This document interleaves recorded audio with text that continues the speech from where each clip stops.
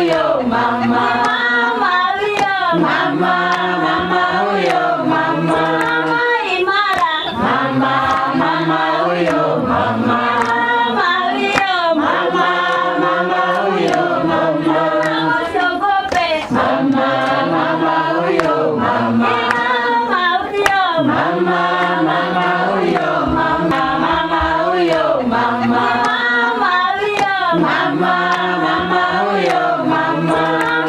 imara, mama huyo mama, huyo mama.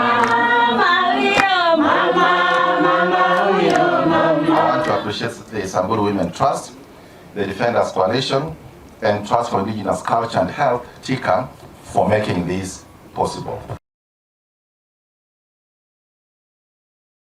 Amgore nani kisi araga tamone nada ngara na uruba ya malipo kana kwa sababu mimi juzi tu venye nimeolewa nilikuwa mama mzee alininyang'anya kila kitu mpaka watoto na ngara botoro na hiyo ni sama na nilikuwa na watoto wakubwa walikuwa wanahitaji kwenda shule na joka nyoko na aga isoma kuna ngara ini na nikaamua kusomesha watoto wangu kwa nyoko tamako atuma le tururu la Samburu kama ninang'ang'ana kivyangu nikapatana na hii shirika la mama inaitwa Samburu Women Trust. Na kwa tokale turu la Samburu na group na hiyo ni.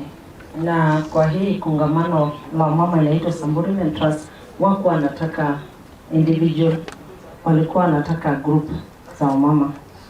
Na ngasa ai bunga kerando mano kupoki ine area.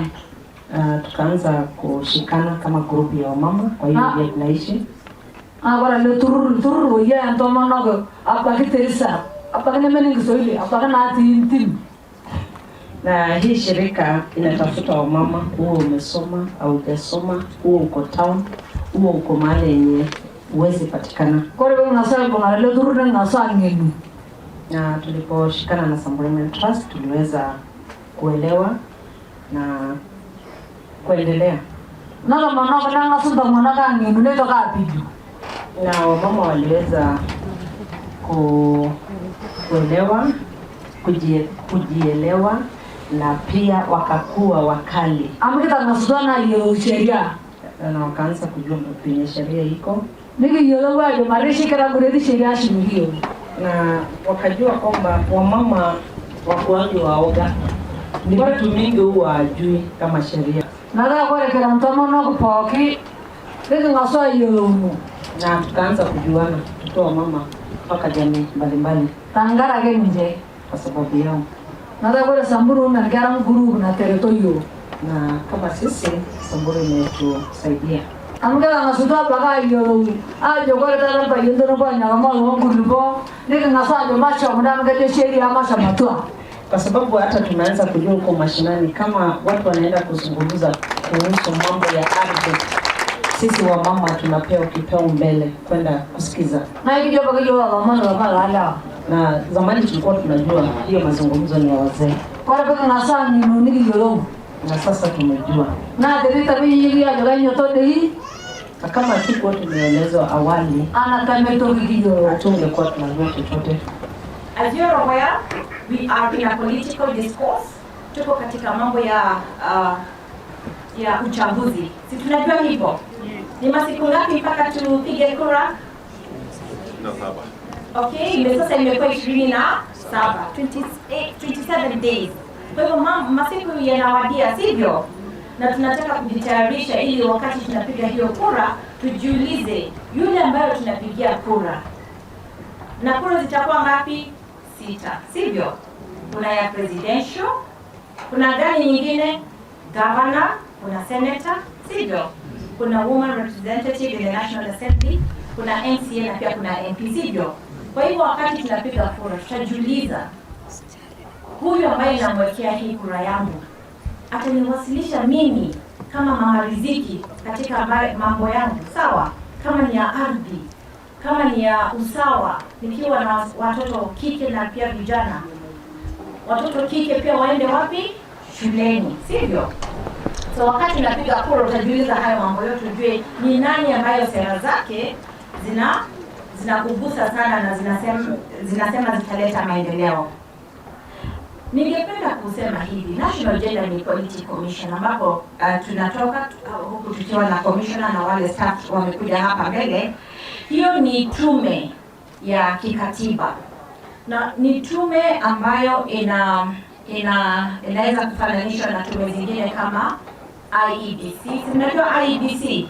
Hiyo ni tume ya kikatiba. Ukifungua katiba utaona IEBC huko ndani. Okay? Ukifungua katiba utaona National Gender and Equality Commission pia iko ndani. Kuna zingine kama EACC. Mnazijua hizo?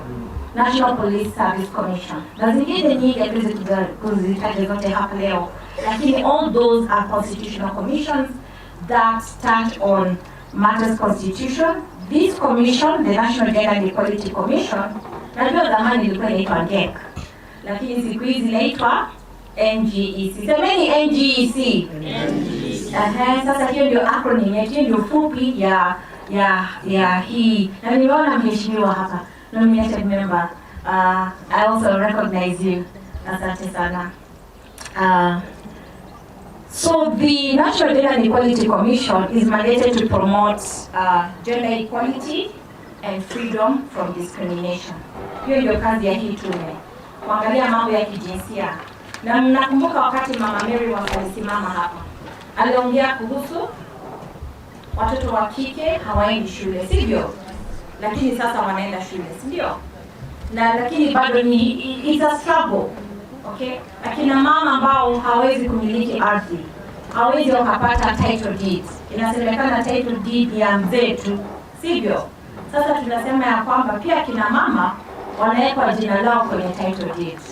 Okay? Pia wewe uko na haki huko ndani. Lakini usipopewa maarifa ili ujue ni uko na haki kwa aina gani au kwa njia gani, hauwezi ukajua. Na jukumu kama tume of receiving complaints on discrimination, okay, and biases. Hata leo vile tuko hapa, we'll convert one of our officers here, and I think I'll ask her to stand again so that we can see her. Caroline, please do stand up. You can see Caroline there? Can you see Caroline? So Caroline will be ready to receive your complaints. Because this commission, when it's on the ground like we are now, has the mandate to receive complaints and to forward them to the necessary authorities for action, or even take actions with the action where it touches on our mandate. Okay? Kwa mfano kama umenyang'anywa ardhi, umefukuzwa, umedhulumiwa, what do you call it, the FGM, okay, all those which are barred by law, be able to take up all those and take the necessary action.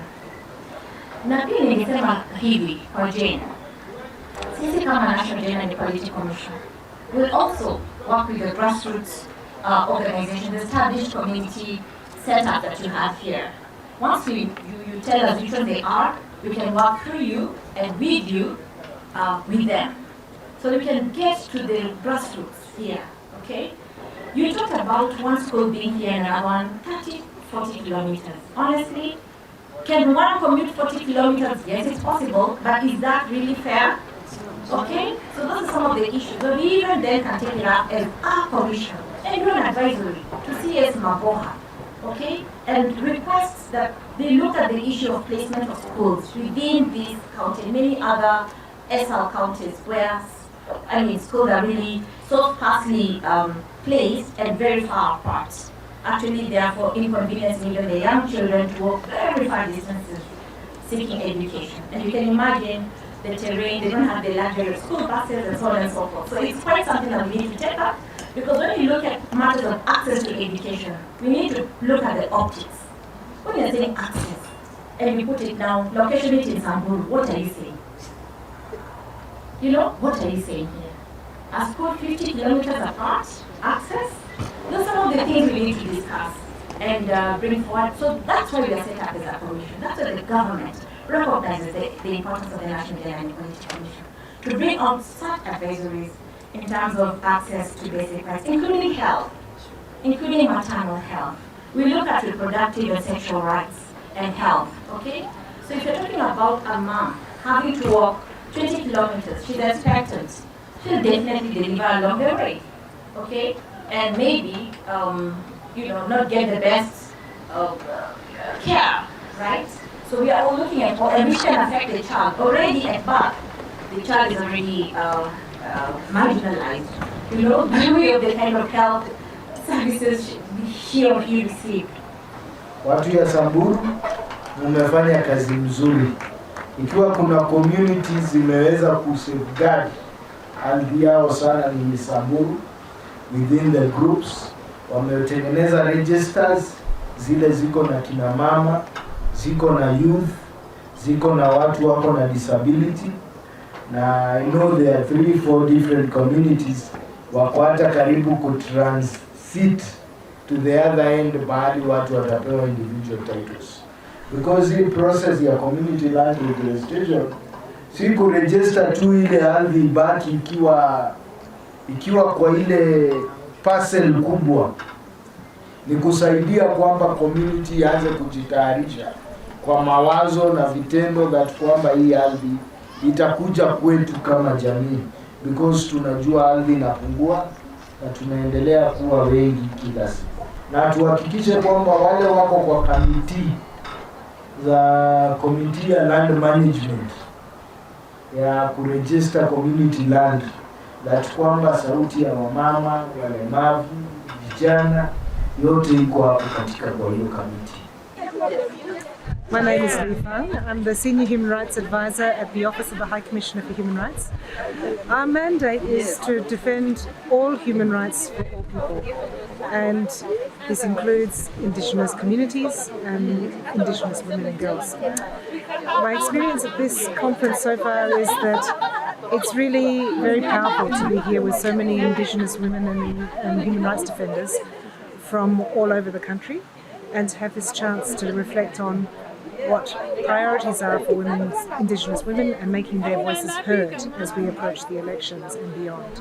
So my expectation is that we get a clear affirmation of what priorities are for Indigenous women that can be taken to the electoral process for them to engage with their candidates, and that this will also shape the future policies and governance post-elections of the new government.